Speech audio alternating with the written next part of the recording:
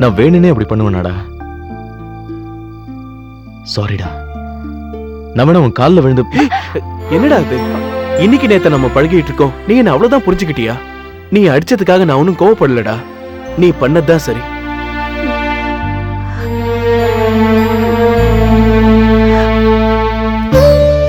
இவள சாவித்திரி என் கையில குடுத்துட்டு உயிரை விடும்போது இவங்க 2 பேருக்கு 3 வயசு இருக்கும். இந்த கையால தான் இவங்க 2 பேரையும் தூக்கி வளர்த்த. உங்களுக்குள்ள ஏதாவது பிரச்சனைனா அதை கேட்கறதுக்கு அத்தை இருக்க, அதுக்கு உரிமை இருக்கு எனக்கு. இந்த அத்தை பேசுனது ஏதாவது உங்க மனசு ரொம்ப கஷ்டப்படுத்தி இருந்தா அதை நீங்க பெருசா எடுத்துக்காதீங்க. கோழி மிதிக்கிறதுனால குஞ்சுங்களுக்கு சேதம் வராது.